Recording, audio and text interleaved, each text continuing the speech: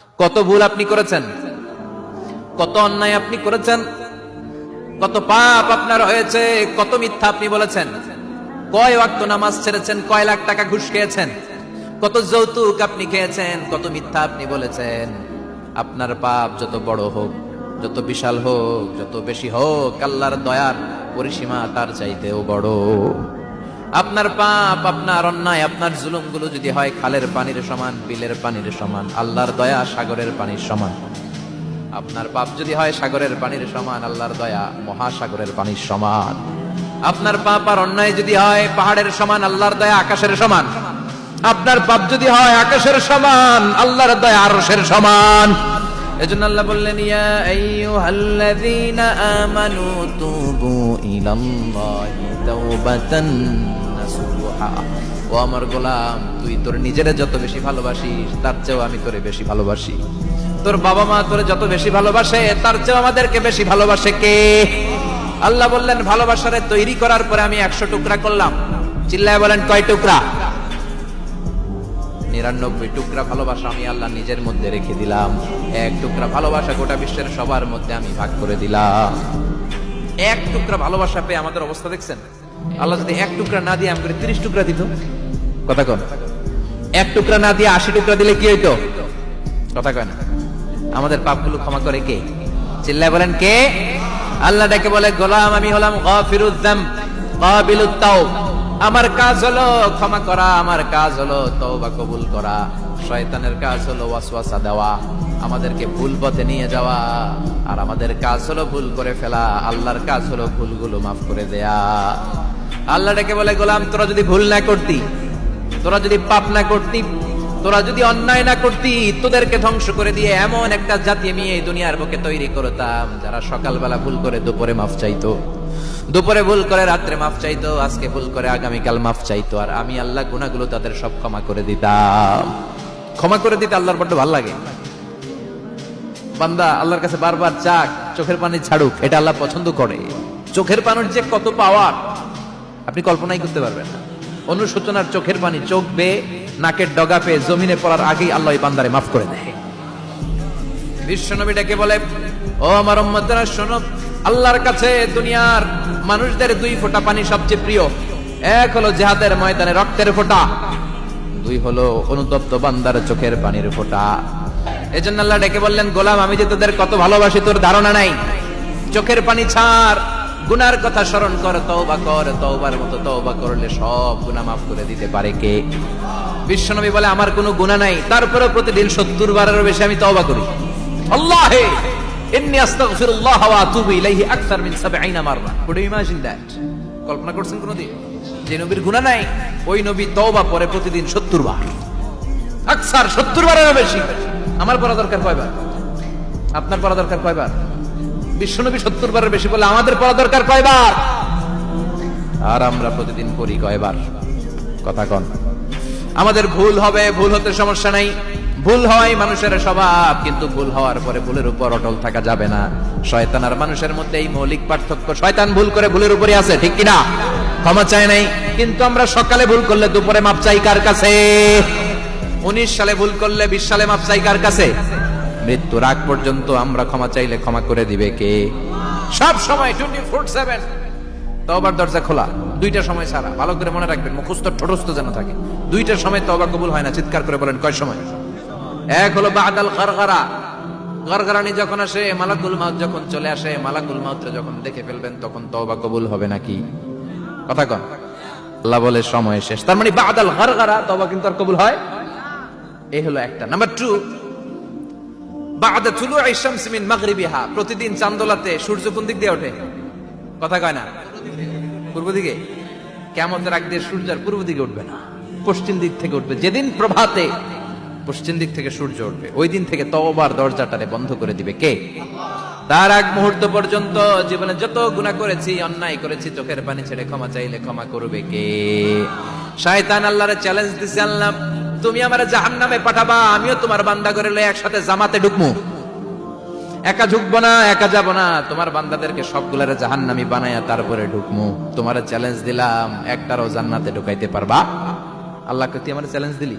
আমি তো সব রাজার বড় রাজা, মহারাজা। আমার চ্যালেঞ্জ দেশ, এত সাহস পাইলি কই? তুই আজীবন ওয়াসওয়াসা দিয়ে পাপ কাজ করাবি, একদিন তাফসীর মাহফিলে এসে আমার বান্দা ক্ষমা চাবে, আমি মাফ করে দেবো, তুই কি করবি? আজীবন অন্যায় করবে, আজীবন পাপ করবে, জুলুম করবে, একদিন চোখের পানি ছেড়ে আমার কাছে কান্নার মতো কান্না করলে আমি সব গুনাহ মাফ করে দেব। এজন্য আল্লাহ বললেন, ইয়া আইয়ুহাল্লাযীনা আমানু তুবু ইলাল্লাহি তাওবাতান নাসুহা। ভুল করেছো, তওবা করো, মাফ করবে কে? সাইয়েদনা আদম আলাইহিস সালাম ভুল করলেন, দুনিয়ায় এসে শত শত বছর কাঁদলেন, কিন্তু ক্ষমা হয় না। আল্লাহরে বললেন, আল্লাহ কি করলে ক্ষমা পাবো বলো? ফাতালাক্কা আদম মির রাব্বিহি কালিমাতিন ফাতাবা আলাইহি। আল্লাহ বললেন, ও আদম, তোমারে কিছু কালেমা শিখায় দেই, এই কালেমাগুলো দিয়ে আমার কাছে দোয়া করো, ক্ষমা করে দেব। আল্লাহ শিখায় দিলেন, ও আদম, দুই হাত তুলে চোখের পানি ছেড়ে আমার কাছে পড়ো, রব্বানা, পড়েন, রব্বানা যালামনা আনফুসানা ওয়া ইল্লাম তাগফির লানা ওয়া তারহামনা লানাকুনান্না মিনাল খাসিরিন। এটা শিখাইতেছিল আল্লাহ। আল্লাহ, আমি জুলুম করেছি, অন্যায় করেছি, ভুল করেছি, পাপ করেছি, তুমি যদি ক্ষমা না করো, ক্ষমা করার কেউ নাই, ঠিক কি না? আমরাও পাপ করলে এই দোয়াটা পড়ার দরকার আছে না নাই? 5টা শর্ত সাপেক্ষে আমাদের তওবা কবুল করবে কে? তওবা কবুল হওয়ার কিছু শর্ত আছে, 5টা। কয়টা? চিৎকার মেরে বলতে হবে, তওবা কবুল হওয়ার শর্ত কয়টা? 1 নম্বরে হচ্ছে আল ইকরা, acknowledgement. You have to give the acknowledgement that you are the greatest sinner on earth. আপনাকে ঘোষণা দিতে হবে যে আপনি পৃথিবীর সবচেয়ে বড় পাপী। 1 নম্বর শর্ত, আপনি বলেন যে আল্লাহ, আমার চেয়ে বড় পাপী নাই, আকাশের নিচে জমিনের উপরে আমি সবচেয়ে বড় পাপী, এমন কোন পাপ নাই যেটা আমি করি নাই, ঠিক কিনা? 1 নম্বরে পাপের ঘোষণা দেন। 2 নম্বরে আন-নাদাম, নাদাম মানে repentance. You have to be repentant for what you have done. আপনাকে অনুতপ্ত হতে হবে, চোখের পানি ছাড়তে হবে। আল্লাহ, আমি লজ্জিত, আল্লাহ আমি নাদান, আমি পিশাচ, আমারে মাফ করে দাও। তার মানে স্বীকার গেলেন কি অন্যায় করেছেন।